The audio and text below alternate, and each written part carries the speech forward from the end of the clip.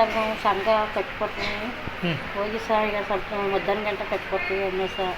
ಅದಕ್ಕೆ ಹಂಗೆ ಅಂತಿದ್ದಾರೆ ನಮ್ಮ ಕಟ್ಟಮ್ಮ ಅಂತಂದರು. ಇಲ್ಲ ಸರ್ ಹೋಗಿ ಕಟ್ಕೊಡ್ತೀವಿ ಅಂದ್ರೂ ಮನೆ ಬಾಗಿಲಿಗೆ ಒಂದು ಬಾಯಿಗೆ ಬಂದಾಗ ಬೈತೀವಿ ಸರ್. ಅದಕ್ಕೆ ಹೋಗಿ ಬುದ್ಧಿ ನೀವು ಹಂಗೆ ಅಂತಾನೆ ಇರ್ತಿದ್ದಾರಲ್ಲ ಬುದ್ಧಿ ಕಟ್ಕೊಡ್ತೀನಿ ಹೋಗಿ ಅನ್ಕೊಂಡು ಪಾಪ ಬೇರೆ ಅಳ್ತಿದ ಹೋಗಿ ಬುದ್ಧಿ ಅಂದು. ಅದು ಗೊತ್ತಿಲ್ಲ ಕಣಮ್ಮ ನಂಗೆ ಕಟ್ಟಲೇಬೇಕು ನೀವು ಮನೆ ಬಾಗಿಲಿಗೆ ಬಂದು ಏನಮ್ಮ ನಾಟಕ ಆಡ್ತಾರೆ ನಾಟಕನ ನಮ್ಗೆ ಬಾಯಿಗೆ ಬಂದಾಗೆಲ್ಲ ಹೋದ್ರಿ ಸರ್. ಅದಕ್ಕೆ ಅಷ್ಟಕ್ಕೆ ನಮ್ಮ ಮಗ ಬಂದರು.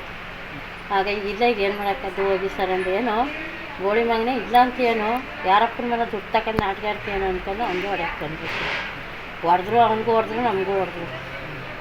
ಸರಿ ಸರ್. ನಾನು ಪದ ಹೊರಗೆಲ್ಲ ಹೊರಡಿಸಿ ಓದಿದ್ರು ಸರ್ ಮನೇಲಿ. ನಾವು ಆ ಕ್ಷಣದಲ್ಲಿ ಇಲ್ಲ ಅಂದರೆ ಇದು ಒಂದು 3-4 ಸರಿ ಅದೇ ಥರ ಓದಿದಂತೆ.